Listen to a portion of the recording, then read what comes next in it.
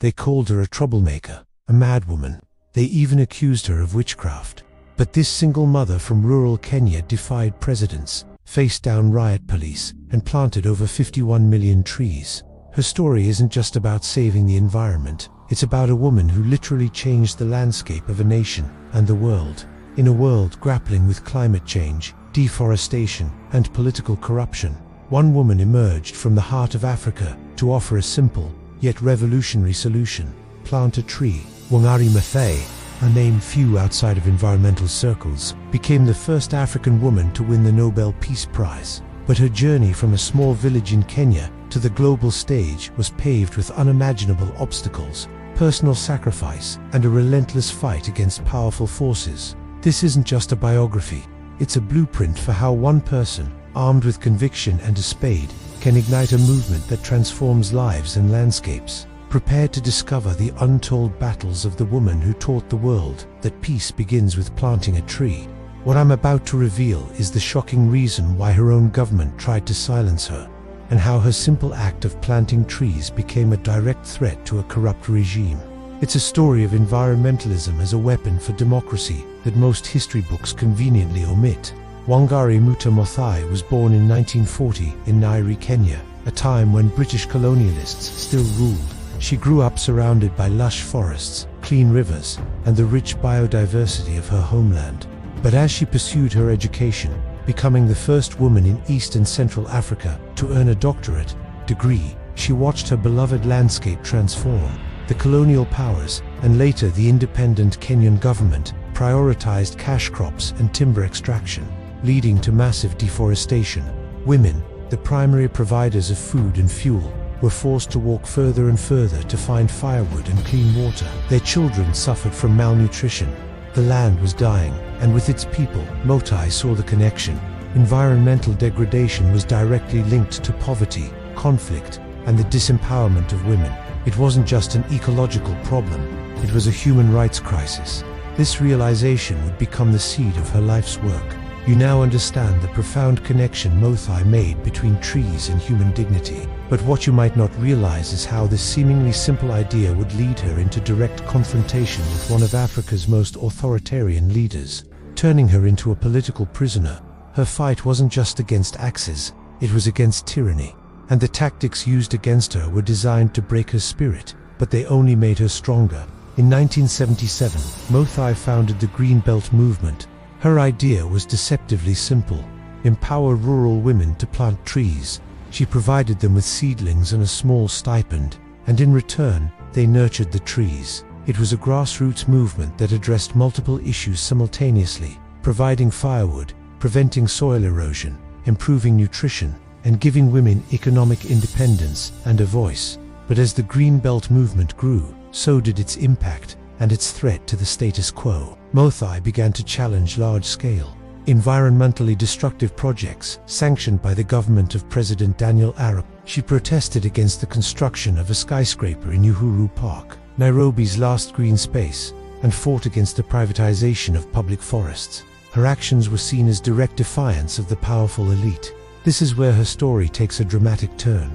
Maathai, a university professor and mother, was not just ignored, she was brutally attacked. She was beaten by police, jailed multiple times, and publicly denounced by President Moi himself, who called her a madwoman and a threat to the order and security of the country. The state-controlled media launched smear campaigns, ridiculing her education and her personal life.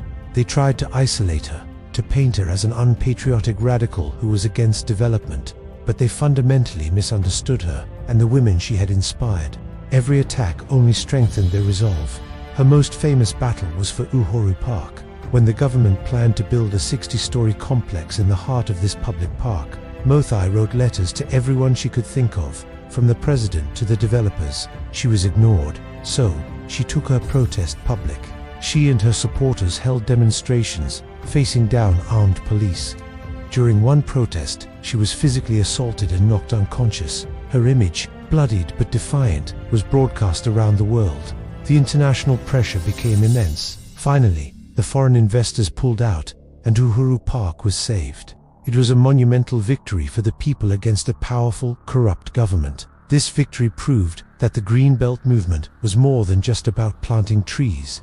It was a movement for democracy, accountability, and good governance. The trees were a symbol, a Trojan horse for a much larger political awakening. Maathai taught people that they had a right to question their leaders, a right to a clean environment, and a right to their shared public resources. She connected the dots between a healthy environment and a healthy democracy. This was her true genius, and it was what made her so dangerous to the regime. The harassment continued for years. In 1999, while protesting the illegal grabbing of public forest land, she and her fellow activists were attacked by hired thugs. Maathai suffered head injuries, but even in the face of such violence, she never backed down. She famously said, "You can't silence a woman who has seen the world and is not afraid." Her courage was infectious. The more the government pushed, the more the movement grew, spreading across Kenya and then across Africa. Finally, in 2002, the decades-long rule of President Moi came to an end. A new government was elected, and Maathai herself won a seat in parliament with an overwhelming 98% of the vote. She was appointed Assistant Minister for Environment and Natural Resources. The madwoman was now helping to run the country's environmental policy. It was a stunning reversal of fortune. 2 years later, in 2004, the world took notice. The Norwegian Nobel Committee awarded Wangari Maathai the Nobel Peace Prize, not for negotiating a treaty, but for her contribution to sustainable development, democracy, and peace. They recognized what she had been arguing for decades, that peace is impossible without the sustainable management of resources. A degraded environment leads to scarcity, which leads to conflict. By planting trees, she was planting the seeds of peace. Her Nobel win was a vindication, not just for her, but for grassroots environmental movements everywhere. It validated the idea that the fight for the environment is intrinsically linked to the fight for human rights, for women's rights, and for democracy. She used her global platform to speak about climate change, debt relief for African nations, and the importance of empowering local communities. She became a global icon, a voice for the voiceless, and a living symbol of hope and resilience. Wangari Maathai passed away in 2011, but her legacy is not just in the 51 million trees, the protected forests, or the countless women she empowered. Her true legacy is the powerful idea she left behind, that every single one of us has the power to make a difference, that we don't have to wait for governments or corporations to act. We can start where we are, with what we have. We can plant a tree, we can speak up, we can demand better from our leaders. Her story reminds us that the most profound changes often begin with a single, simple act of courage. So, the next time you see a tree, think of Wangari Maathai. Think of the woman who faced down a dictator with a seedling, who saw a forest where others saw a skyscraper, and who understood that to save our planet, we must first empower its people. Her life is a testament to the fact that one person, rooted in their convictions, can indeed change the world. Thank you so much for watching. If you were as inspired by Wangari Maathai's story as I am, please hit that like button. Many of our viewers haven't subscribed to the channel, and if you are one of them, please hit that subscribe button for more stories about incredible people who shaped our world. Let us know in the comments what her story means to you. See you next time.